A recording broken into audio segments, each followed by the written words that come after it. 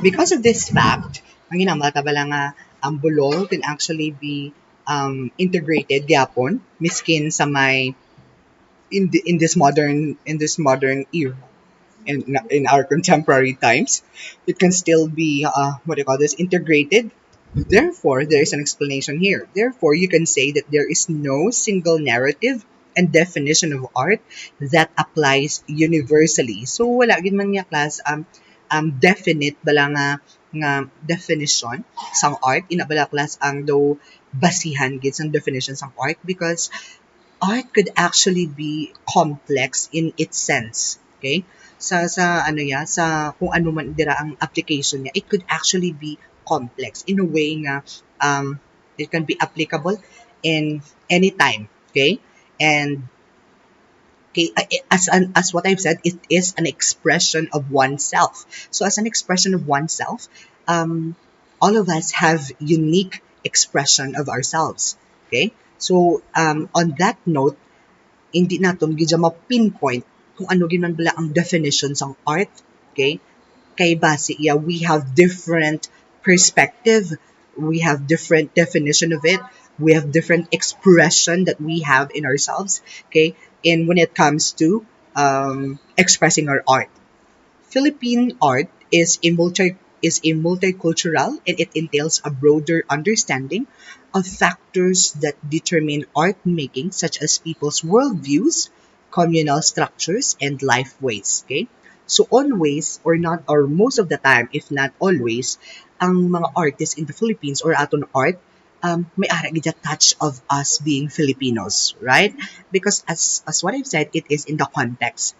We cannot evaluate different forms of art like painting on an oil canvas is superior as compared to traditional indigenous forms like carving or weaving as these two come in distinct contexts. Okay, so as what I've said, you cannot compare one art form from another because there is no superiority. Okay, wala sang mas labaw nga art sang sa isa because they have different expressions of it. They are done differently. Do amo na bala class and different people can express it in a different manner nga gusto nila. Okay? Next, different context of art. Okay, na-discuss na ni kagina pero area daw mas definite gid nga definition. So amo ni aton sundon. Okay? Artist background. The artist's age, gender, as what I've said, culture, economic conditions, social environment, and disposition affect art production. Okay, as what I've said earlier and earlier on this video, I have said that it is that art could actually be affected or the artwork is affected by who the artist is. Okay, ano iya nga culture, ano iya gender, ano iya economic status. Okay, and everything else. The mode of production, which encompasses the kind of materials accessible to the artist as well as the conditions surrounding labor, also affect the work produced by an artist. Okay? So, ang materials nga ginagamit, kung ano bala siya ka very creative when it comes to the materials that he used, okay, it also affects the art production, okay, or the artwork itself. Do you know any artist who is self-taught? How did he or she learn how to make art? Did she observe her surroundings and other artists? Did she go to an art school? Okay, so I will give you 5 seconds to answer this one. 1, 2, 3, 4, 5. So I hope you know someone or you know an artist that is self-taught only, who learned by himself or herself, balaklas. That's what I mean with self-taught. These questions are just a few to ponder about in order to realize that every artist has their own differences and uniqueness. There are some artworks around you that are made in collaboration with carpenters, right? May mga artworks nga sa palibot. For example, ang mga table, ang mga what else? Ang iban pang mga bangko, okay? They are in collaboration with carpenters, wood carvers, weavers, who assist the artist in creating the artwork. Can you think of any? Okay, so I will count again 5 seconds. 1, 2, 3, 4, 5. Nature has Number two context that could really affect the artwork, okay, is the nature. This is number two, so you have to be aware of it. Nature has many to offer to human beings, more so in the field of art. Of course, because first and foremost, to direct sa mga materials to be used for an art.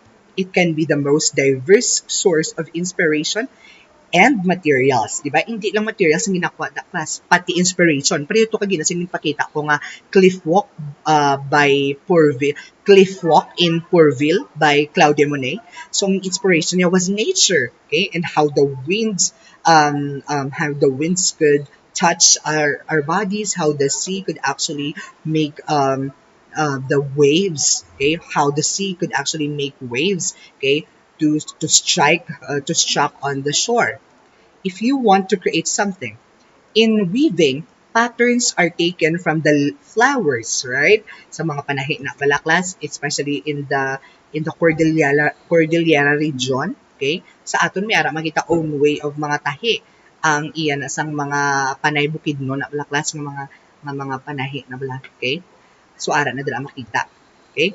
Flowers, trees, plants, and even insects to create the most colorful and beautifully woven textile.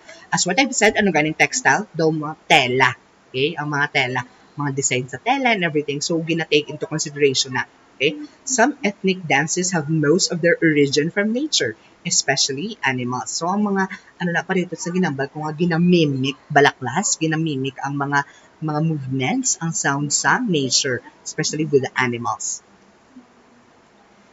As provider of materials for art production, nature is on top of the list. Okay, is what I've said. From the abaca fibers, the shells, the local clay, the twigs, and even a mere leaf could actually be a material, right? Ambot ko nakita niyo dito sa Facebook, ang ano niya sa duta, si Willie Revillame, kita niyo to?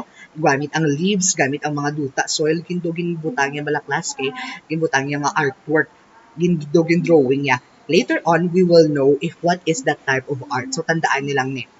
All of these materials are readily available at an artist's disposal. You should also note that how an artwork is produced and what materials are used depends on the availability of materials and environmental conditions such as topography and climate of an artist's environment. Next. Okay, so damo pa kita i-discuss. Next is everyday life. Philippine traditional art is very significant in the daily life of Filipinos. Its significance lies not only in its aesthetic appearance but also its functionality and its value to the community that produced it.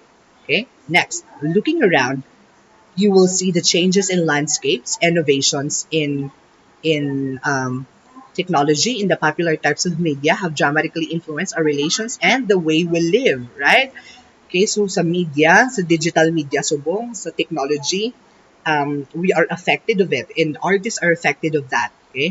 Mai-post lang abi something nga instantly. Ambot ko nakita nyo lang sa video class ang daw mga basura lang at daw may image siya tapos ang ginpalapit kung sa tubang ka lang ma-view do nami gid siya nga image pero pag span gali isang camera sa kilid, daw mga basura lang. Okay? Pero naka-create siya image out of that. And then it was uploaded on Facebook. And now it can inspire other artists as well. Some artists would anchor inspiration from personal memories, okay, and reveal the latter's emotionally charged features. Others found the changing urban landscape as an exciting subject matter, right? Ang mga changing na bala of mga landscape sa urban, ang mga squatter area and everything, that could actually be one topic or one theme of an artist, okay? Example, may ari figure, Pabalat is a dying tradition in Bulacan. Nati Castro Ocampo, a second-generation pastillas Pabalat artist, continues her nanay's colorful legacy. Okay, so amo niya class ang pag-create yaw, amo na gusto niya pag-create ng what you call this, sang pastillas, okay? Lirio Salvador is one of the few artists who is known to make use of everyday items to create a piece of contemporary art. No, like this one. This is an assemblage. He fuses easily accessible objects like kitchen utensils, machine crafts, and used bicycle parts to form his works. He would use synthesizers and guitar strings to convert these artworks into a functional musical instrument. Okay? So just out of this one, he was able to make an instrument out of the mga utensils, yung mga kakakita siguro sa ilang balay nga wala na guro ginagamit and everything. So this one is an example. Assemblage collection of Lirio Salvador called Sandata ni Shiga. Class, if you want to go to a museum, just go to the Contemporary Art Museum of Iloilo. Okay? Dila bala class sa may Emperador, sa may Mandurriao. Yes, you can actually see a lot of installation. Look, free malang na mo kung estudyante ka, installation, assemblage art, ara na dito damo-damo ina dito class. So you can actually go there and try to let yourself be amazed, okay, of all the artworks that are displayed there. Next, an artist could actually be influenced by society. Number 4 ni, politics, economy, and history. Okay, we have tackled this kagina, pero itakol ko sa liwat subong. We have learned in lesson 1 that art is used primarily to communicate. Throughout the history, art has been a communicative and evocative tool used to support or be against the government or the church. Right? Parehos ang ginubrabla ni Jose Rizal class. As what I've said, ang literature is a kind of an art. Okay? It's a part of an art. And para sa kinubla ni Rizal, okay, na they were able to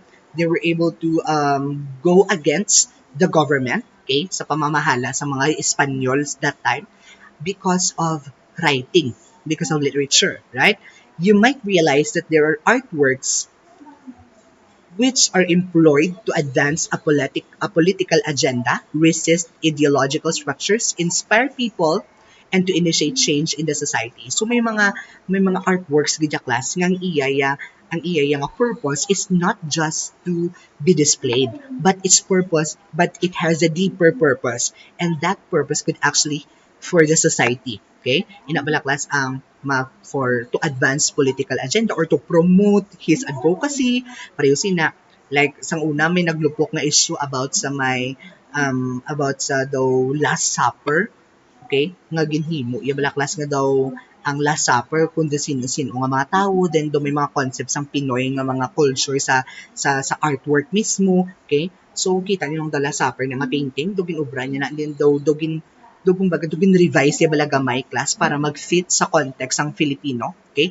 Then kay gusto niya gani tani i-promote yung issue bala class about a political dynasty and everything, ang inabalang ang political dynasty ng mga pamilya lang ang gabulsbulo sa isa ka pwesto sa gobyerno, okay. So amo na gusto ya class tani ipabutyag. So art could be used to promote your own to promote and to go against an issue.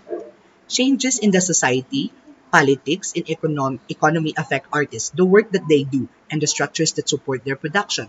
The 19th century, for example, is a period which brought much economic prosperity to a segment of Filipinos who later became elite.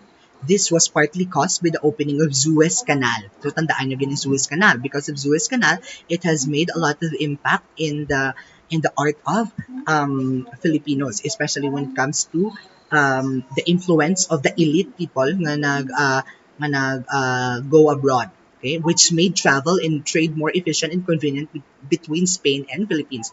So ang Spain gid though so far ang mas pinakadako nga contribution when it comes to our own art and the way we live, right?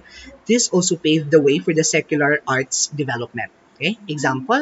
As an example, pag sa mga artists, ipakita ko lang, Brown Brothers Burden by Benedicto Cabrera. Above is a painting of Benedicto Cabrera entitled Brown's Brothers Burden. Approximates the look of an old photograph which presents an aspect of colonial history from the gaze of the colonizers. Okay? So, nowadays, you may have seen or even own a t-shirt with the image of Jose Rizal wearing shades or famous scenery of Banawi rice terraces and intramuros in tote bags, mugs, and other items. These existing artworks are appropriated. Ano magkamba kita appropriated, class? It is to form another artwork.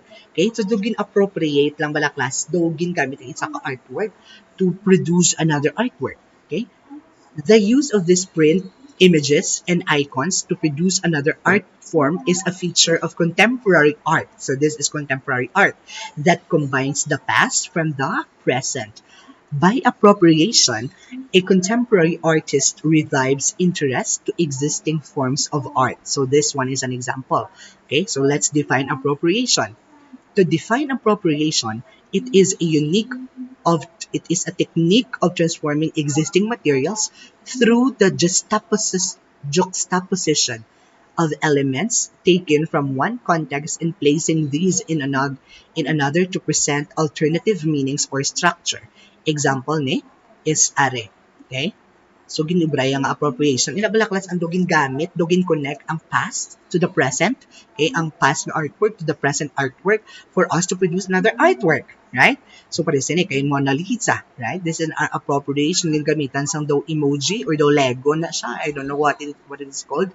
Then, si Jose Rizal naman, kay ang portrait niya ginbutang sa t-shirt. So, that's form of an art, okay, which is what we call appropriation. Kung may nabalaan pagid kamo class, okay, nga ano pagid may nabalaan pagid kamo nga any idea nga there is what we call appropriation. Okay, ako may nabalaan ako, for example what you call this, for example si for example ang pag-ubra, for example, ang pagtiro kayo sa Rizal sa pagtiro kayo sa Rizal sa may Luneta Park. Okay? Then, it was, tapos ginbutang siya, ang image siya to, ginbutang sa isa ka libro or sa isa ka notebook, okay, as a design. So, that is appropriation. Class, i-require ta kamo nga mag-comment sa Facebook nga ini sa sini nga video, sang kung ano pagid ang appropriation nga nabalaan ninyo. Okay? Okay? Ang art appropriation nga nabalaan ninyo. So dapat makita ko sa comments ng YouTube. First is ang imo nga complete name, then imo section, then imo answer. Did you get me? Again, complete name, section, then answer mo kung ano pagid nga cultural, ano pagid nga example ayhan sang nagapakita sang art appropriation. Amo to akon ha. For example, isulat mo lang the scenario, hindi man gid super dapat hindi ko man gid gina-require do English gid ha. Okay? For example, ang scenario the execution, the image of the execution of Jose Rizal was printed on my notebook as a design for my history notebook. Okay? Do kumbaga do ano lang malakas do ano lang, do ikaw lang do isip ka lang. Nakuha mo to, okay? Isip ka lang sa scenario, okay? Wherein there is an art appropriation. Did you get me? Next. Aside from what have been, next type of context is mode. So, amo na wait lang. Amo tong gina-expect ko dapat sa imo nga i-comment mo dira sa Facebook, sa YouTube, okay? Para at least mabalaan ko kung naglantaw ka man ka YouTube video, okay? Next. Aside from what have been discussed above, it is also important to note when, where, and how art is encountered. Okay, so mode of reception. This is in the in the viewer's perspective. Usually, you encounter art in the museum where artworks are arranged and categorized for the purpose of education and leisure of the public. So, us viewers automatically assume that what we are seeing in display is something of value. Reception is affected by our level of exposure to art forms that may be unfamiliar or have startling or shocking images. You may check the link below the image to read more about Medio Cruz collection of artworks. Example is this one, Poletiesmo by Medio Cruz. Okay, next. The artist's age, gender, culture, economic conditions, social environment, and disposition affect production as well as reception. Please visit the link below to get to know some of the Filipino contemporary artists who came from different walks of life and created artworks using unusual materials for medium. So if I click this one, so it will give me these ideas, okay, or this site. Amo na siya. So mga Filipinos class nga nag-ubra sang mga different artworks which uses sang mga what do you call this? Do mga materials bala nga hindi mo gina-expect, mga unusual materials. So dira sa inyo Moodle, you try to visit this one. Okay, intindihan na kita. You try to visit this one. Mabalik kita to, anay. Now,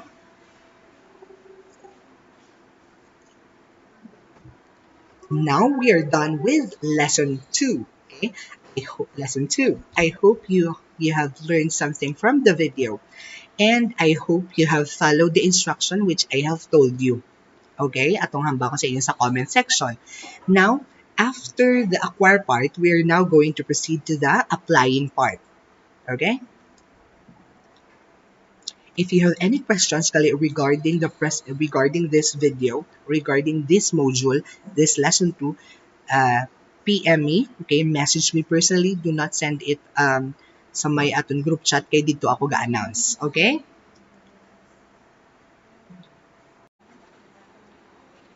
So now we are done with the acquire part. Now let's go to the applying part.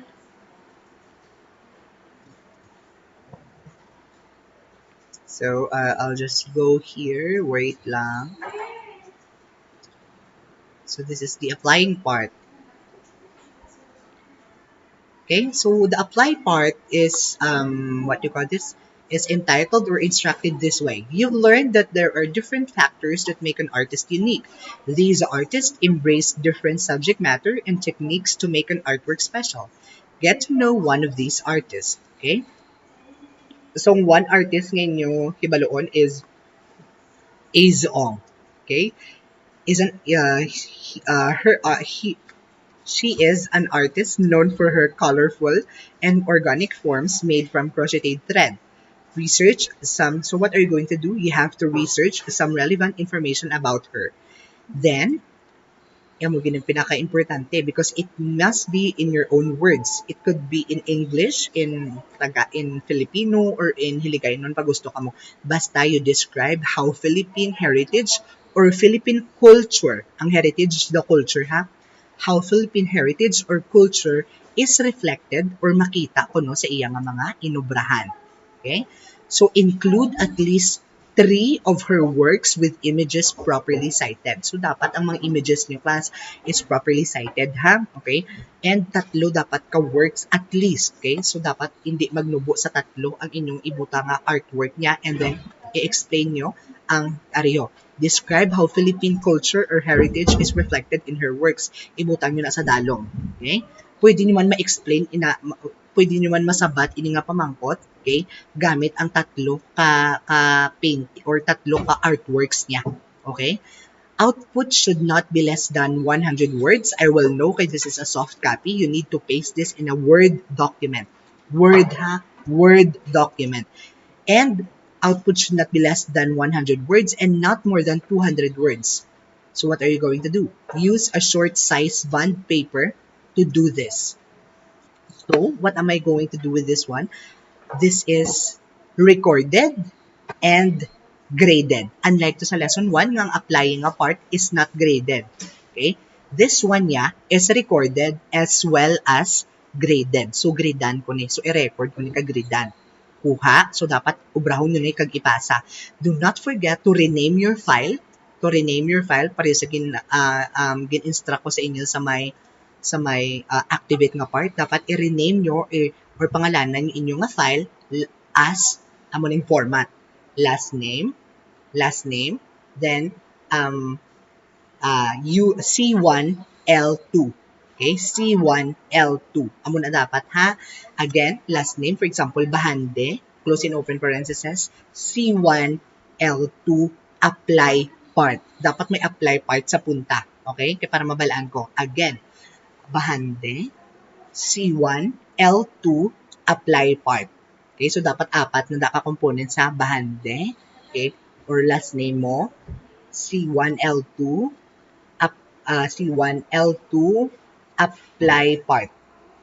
Okay, so do tatlo lang gali. So I hope ibutang nyo na inadra. And include at least 3 of amo na ha. So amo na applying a part. Okay? So if you have any I will, as what I've said, I will not entertain question if the questions are answered already sa diri nga video nga nagin-upload ko sa YouTube. Okay? So and then after the applying part,